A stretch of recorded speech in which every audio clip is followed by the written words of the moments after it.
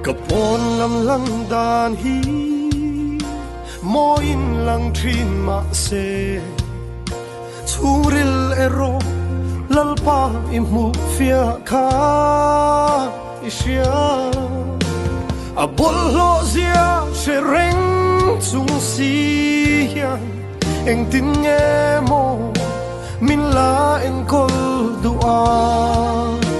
mal min la som du le ivan iku chuak mo itin le itil siam ro uiten i ro pui zia ni tin mai hian an quang china ke ero zong lalpa eng ma lo mai ni ma ila nang mel ka fak thei hi lalpa ka van lo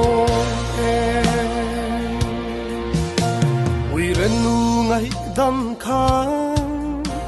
nang lo athang to lo ke ero chua voi tam ka phat san che lalpa thin lung chu ril ber po mutu kha eng tin nge mo min la mangai theya tatani tuar dule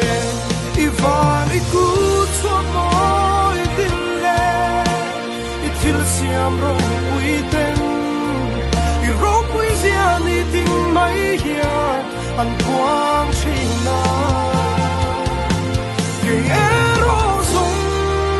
lalpa eng ma lo mai ni ma ila nang mel ka fak thei hi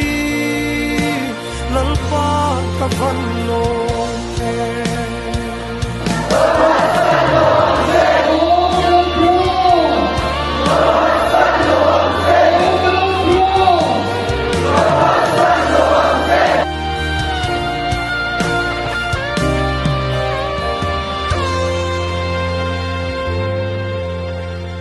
Zol na tur zonga kong dang ka zo ve pon he thin lung hian alat ngam si lo che lalpa ato pa chuan nang chau lo hi zong min muam tu tu eng dang an om thei lo nang lo an om si lo ivan iku chuak mo itin le itil siam ro uiten i ro pui zia ni tin mai hian an quang china ke ero zong lalpa eng ma lo mai ni ma ila nang mel ka fak thei hi lalpa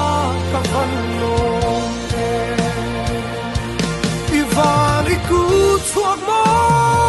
itin le itil siam ro uiten